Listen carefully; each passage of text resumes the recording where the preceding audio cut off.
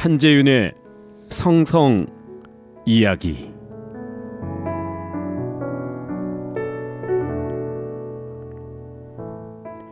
잎으로 살리라.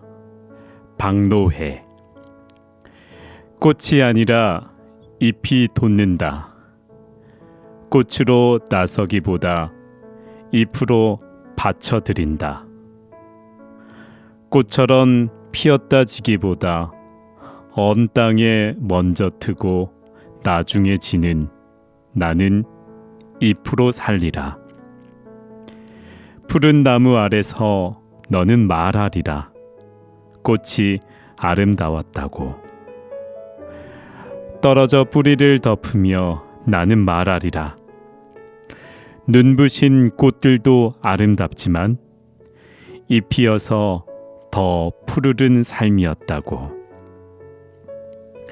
사랑합니다. 성성이야기의 한재윤입니다. 오늘 소개해드린 시는 박노해 시인의 잎으로 살리라입니다.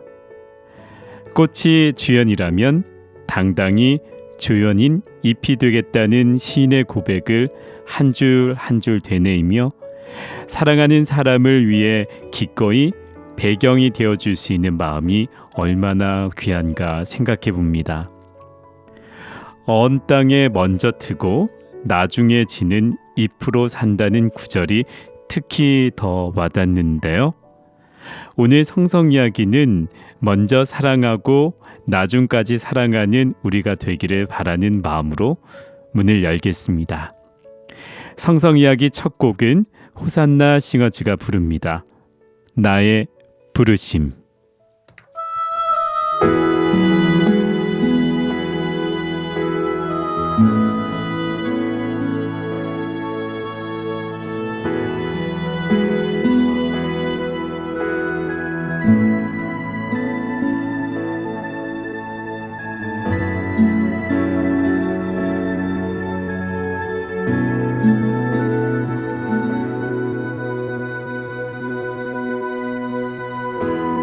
나의 부르심,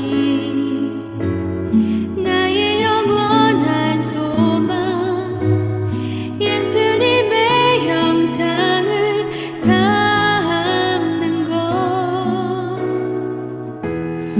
나의 목적,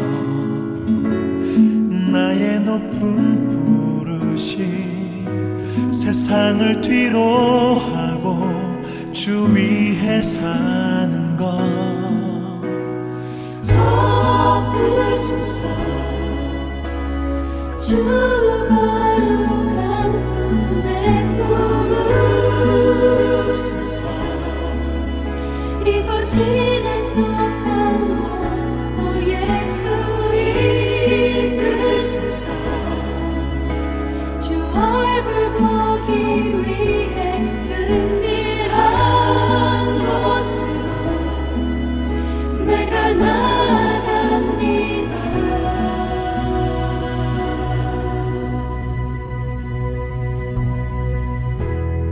나의 부르심, 나의 영원한 소망, 예수님의 형상을 담는 것. 나의 목적,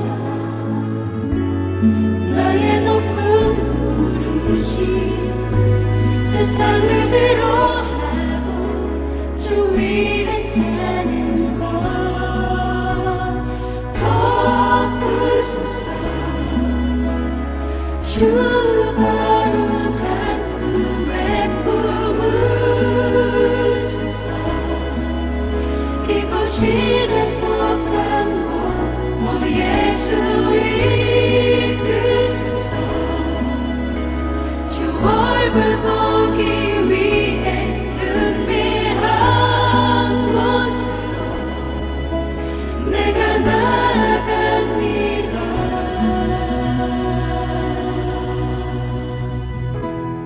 나의 부르심, 나의 영원한 소망, 예수님의 형상을 담는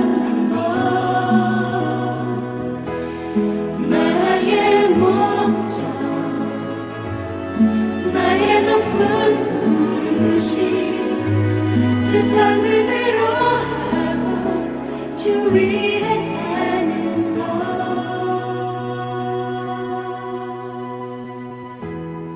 나의 부르심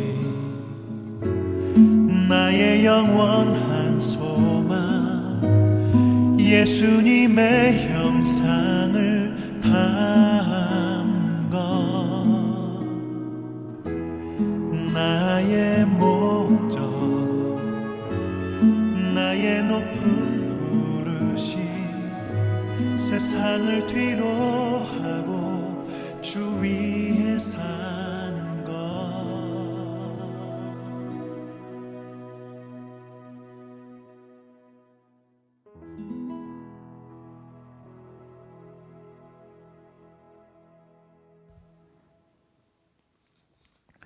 여러분은 지금 CTS 라디오 조이 함께 있으면 좋은 목사 한재윤의 성성 이야기와 함께하고 있습니다. 지난 시간에는 중년 부부 성성 교육 중 중년 어머니의 역할에 대해 알아봤는데요. 성경에서 제시하는 어머니의 역할 몇 가지를 알아봤어요. 첫 번째, 아기를 낳는 일. 둘째는 하나님이 주신 자녀를 바르게 양육하는 일. 셋째는 가정을 성결하게 하는 일, 즉 가정의 빛으로 사는 것. 넷째는 하나님이 명령하신 안식일이나 각종 절기 식사를 준비하는 일이라고 했어요. 이를 통해서 경건한 자손을 키우는 것이 중요한 어머니의 사명이라고 했는데요. 이 방송을 들으시는 모든 어머니들 아마도 잘하고 계시리라고 믿습니다. 우리 성성 이야기가 어머니들을 늘 응원하며 기도하겠습니다. 오늘은 중년 부부 성성 교육 중 가족 식탁과 부모의 역할에 대해 알아보도록 하겠습니다. 자녀들은 엄마와 아빠의 등을 보고 자란다고 합니다. 가정에서 엄마와 아빠 역할을 보고 자신의 성 정체성과 이후 삶에서의 대인관계, 결혼과 가정에서의 자신의 역할을 설정한다고 하는데요. 그 중에서도 가장 중요한 부분은 가족 식탁과 밥상머리 교육에서의 엄마와 아빠의 역할이 아닐까 싶습니다. 가족 식탁, 여러분들 얼마나 자주 가족들과 식사하고 계신가요? 가족 식탁과 아버지 역할을 먼저 알아보면 좋을 것 같은데요. 아버지는 가족 식탁을 위해서 성경 말씀을 묵상하고 준비하고 기도를 준비하고 아내와 함께 장 보고 그리고 가족들과 함께 대청소를 하고 가족 식탁을 세팅하고 가족 식탁을 인도하고 아내를 위한 노래를 준비합니다. 야, 이렇게 하면 굉장히 바쁠 것 같다라는 생각도 드는데요. 제가 이걸 쭉 해보니까요. 너무나 은혜롭고 하면 할수록 큰 기쁨이 찾아온 걸 많이 느껴요. 아버지는 이런 식탁에서 자녀들을 위한 축복 기도를 할 수 있고요. 성경을 이야기해 주면서 하브르타로 인도하고 그리고 설거지를 돕고 자녀의 잠자리를 함께 준비해주고 자녀를 재운 다음에 부부만의 그런 시간들을 갖는 일련의 과정들을 아버지가 이끌어가는 것이 굉장히 중요하다고 할 수 있어요. 가족 식탁과 어머니의 역할을 한번 보면요. 어머니는 가족 식탁을 위해서 아주 신선한 재료로 정성스럽게 음식을 만들고 기도로 그것을 준비하고 남편과 함께 또 장을 보고 가족에게 입힐 특별한 의복을 준비하는 그런 역할들을 하는 것이 중요할 것입니다. 어머니가 하는 가장 큰 준비는 바로 마음이 아닐까 싶은데요. 자신의 마음뿐만 아니라 가족에게도 아주 편안한 마음을 갖도록 준비해주는 것이 어머니 역할일 겁니다. 우리 지난 시간에 얘기했던 것처럼 어머니는 또 가정에서 빛의 역할을 합니다. 어머니 얼굴이 밝아야 가족 모두 얼굴이 밝다라고 했는데요. 촛불을 어머니와 딸이 켜는 이유는 바로 이것이라고 할 수 있어요. 그래서 여러분들 촛불은 어머니와 딸이 딱 켜주는 거. 와, 너무 멋있지 않습니까? 가족 식탁의 절차와 의미를 좀 한번 알아봤으면 좋겠는데요. 첫 번째, 가족 식탁을 할 때 체다카 동전 넣기를 먼저 하면 좋을 것 같아요. 네, 이것은 자녀들이 어린 시절부터 나눔을 실천해서 삶을 풍성하게 살도록 도와주기 위해서라고 할 수 있는데요. 가족 식탁은 가정에서 하나님의 임재를 경험하는 시간이라고 할 수 있는데요. 그렇지만 하나님의 임재를 경험하기 전에 가장 먼저 동전을 넣는 이유는 뭘까요? 바로 이웃사랑을 실천하기 위해서라고 할 수 있습니다. 우리의 가정이 천국의 기쁨을 맛보는 이 순간에도 어려움을 겪는 수많은 가정과 친구들을 기억하는 시간이라고 할 수 있습니다.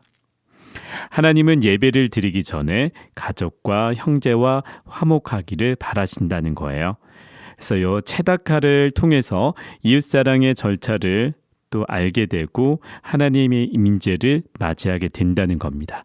요즘같이 어려운 이런 시대에 누군가를 돕는다는 거 참으로 힘들 수도 있는데 우리가 옆에 있는 사람을 돕고 나눔을 통해서 삶이 풍성해진다는 것을 아이들에게 가르쳐줘야 되지 않을까 싶습니다. 두 번째는 촛불 켜기인데요. 촛불에는 여러 가지 의미가 있어요. 첫 번째로는 빛으로 오신 예수님과 하나님의 임재를 상징하기도 하고요. 빛이신 예수님을 기억한다라는 그런 의미이기도 합니다. 그리고 하나님의 자녀는 세상에서 소금과 빛의 역할을 해야 한다는 것이죠.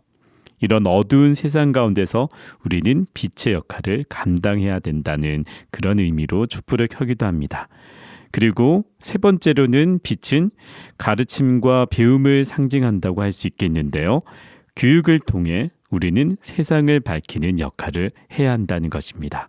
그리고 넷째로 촛불은 자녀들에게 차분한 성품을 길러줍니다. 불이 앞에 있다는 것만으로도 우리는 조심스럽고 차분해지지 않습니까?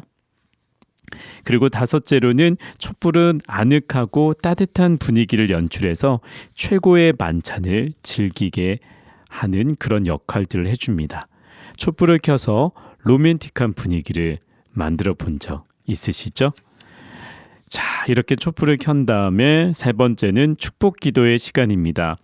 가정에서 아버지의 축복 기도는 예수님의 중보 기도를 상징한다고 할 수 있는데요. 가정의 제사장인 아버지의 축복 기도는 자녀의 아주 축복된 삶에 중요한 역할을 할 수 있습니다.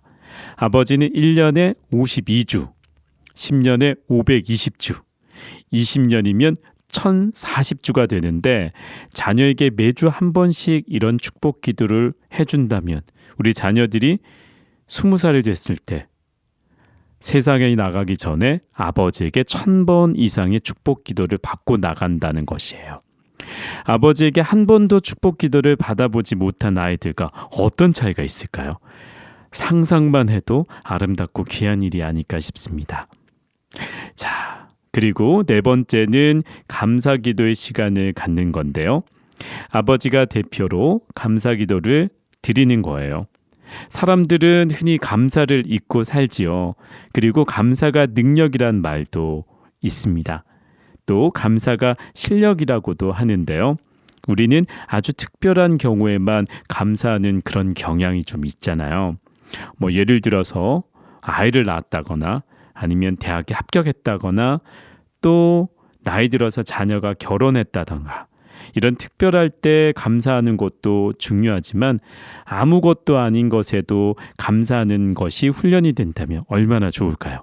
손과 발이 있는 것에 감사하고 손가락이 있는 것에 감사하고 눈과 코와 입과 귀가 있는 것에도 감사하는 것입니다. 그리고 잠에서 깨어나서 일어나서 숨을 쉬고 바깥에 나가서 공부하고 일하는 것, 이 모든 것을 감사하는 것. 자, 이렇게 감사하다 보면 하나님께서 지금까지 우리 삶에 함께 해주셨던 모든 것이 감사하지 않을까 싶습니다.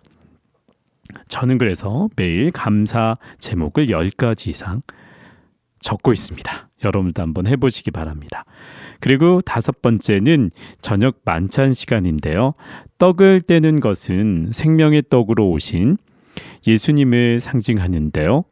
만찬과 함께 한 주간의 삶을 나눈다는 것이에요. 식탁은 예배 제단을 상징한다고도 할 수 있는데요.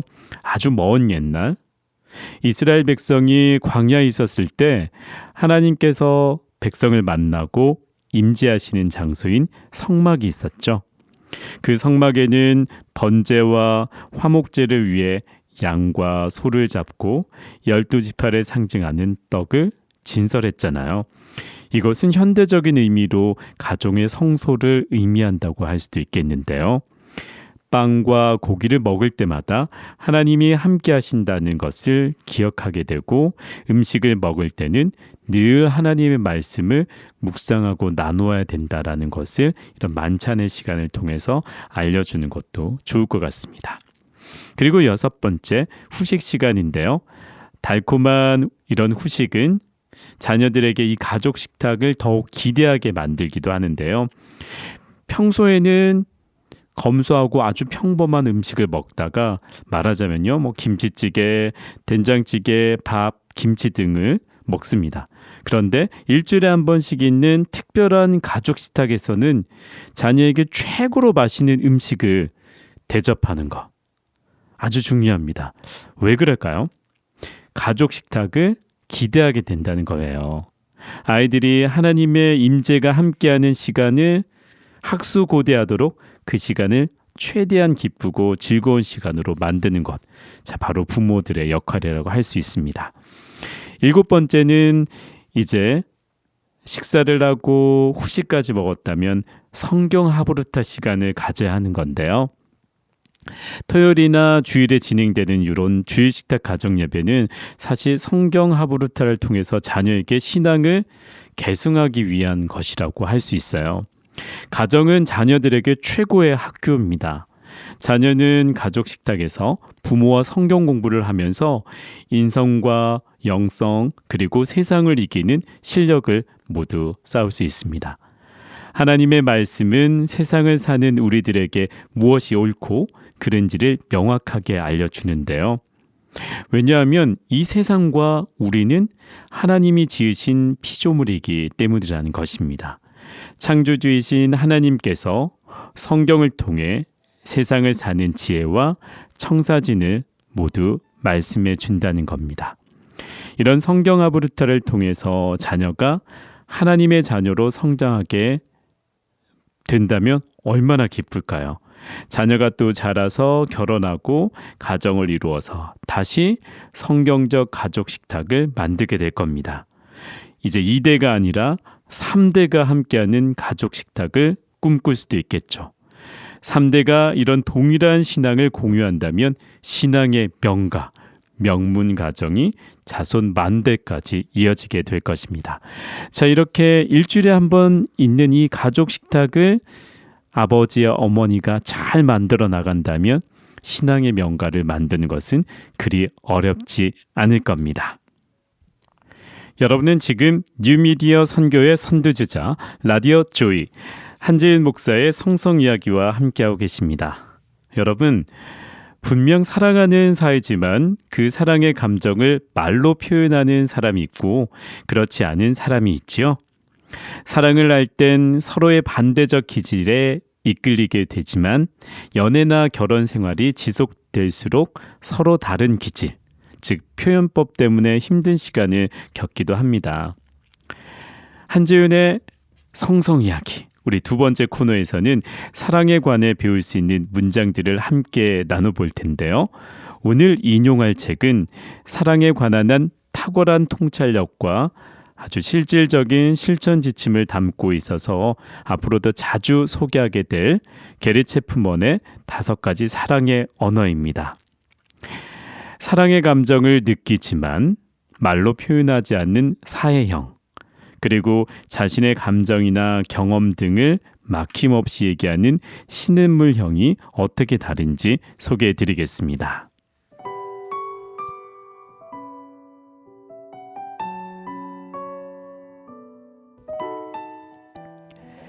감정을 느끼지 않는 사람은 없지만 그것을 표현하는 것은 성격의 영향을 받는다. 나는 기본적으로 두 가지 성격 유형이 있다고 생각한다. 첫 번째 유형은 사해형이라고 할 수 있다. 이스라엘에 있는 갈릴리 바다는 요단강을 따라 남쪽으로 흘러 사해에 이르게 된다. 사해는 어느 쪽으로도 물이 나갈 수 없다. 물을 받기만 하고 내보내지 못한다. 이런 형의 성격은 매일 많은 경험이나 감정이나 생각들을 받아들일 만큼 정보를 보관하는 큰 탱크는 갖고 있으나 그것들을 말하는 것을 좋아하지 않는다. 당신이 사해 성격의 소유자에게 오늘 밤 왜 아무 말이 없어요? 문제 있어요? 라고 말하면 그는 분명히 나는 아무렇지 않은데 왜 그렇게 생각하지? 라고 대답할 것이다. 사실 그것이 정직한 대답이다. 그에게는 말하지 않는 것이 편안한 것이다. 그 반대 유형은 시냇물형이다. 이러한 성격의 소유자는 눈과 귀로 보고 듣는 것은 무엇이든지 입으로 다 내보낸다. 그 사이가 60초도 되지 않는다. 그들은 무엇을 보든지 되었든지 간에 말을 한다. 말할 사람이 없을 때는 전화를 걸어서라도 말해야 한다. 너 내가 뭘 하는지 알아? 너 내가 뭘 들었는지 알아? 전화로도 말할 상대를 찾지 못한다면 혼자서라도 중얼거린다. 담아둘 곳이 없기 때문이다. 사해형과 시냇물형이 결혼하는 경우가 많은데 그것은 데이트할 때 서로 끌리게 되기 때문이다.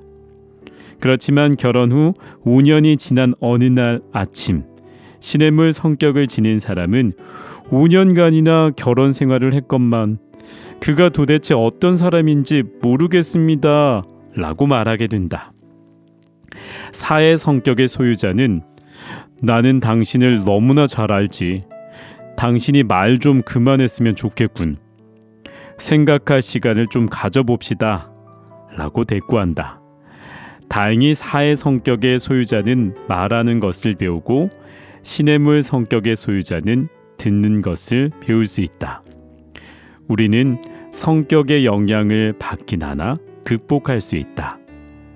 새로운 방식을 익히는 한 가지 방법은 그날 일어난 일 3가지 정도를 이야기하고 느낀 점을 나누는 시간을 매일 갖는 것이다. 나는 그것을 행복한 결혼 생활을 위한 1일 권장량이라고 부른다. 만일 권장량을 시작한다면 몇 주 안에 아니면 몇 달 안에 부부간의 진정한 대화가 아주 원활하게 이루어지고 있음을 발견하게 될 것이다.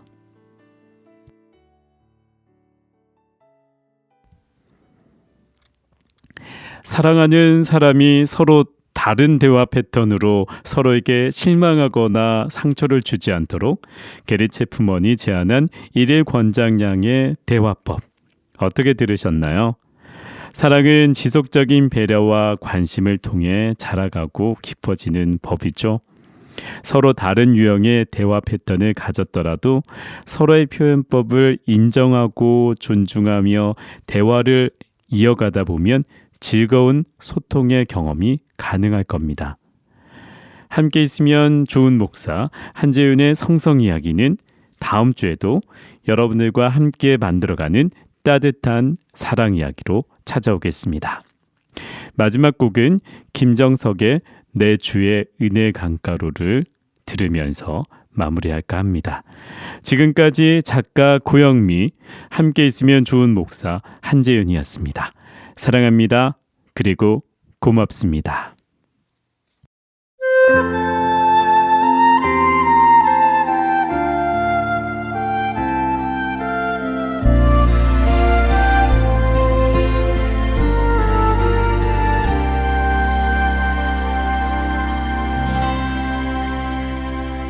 내 주의 은혜 강가로 저 십자가의 강가로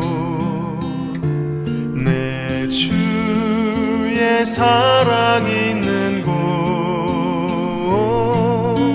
내 주의 강가로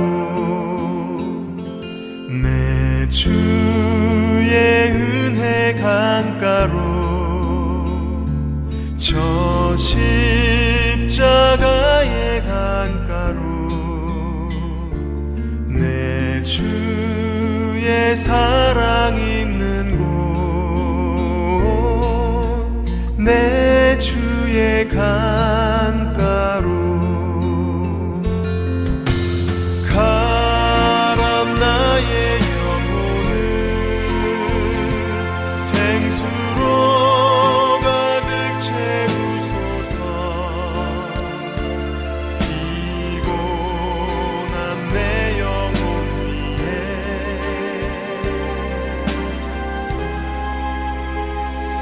내 주의 은혜 강가로 저 십자가의 강가로 내 주의 사랑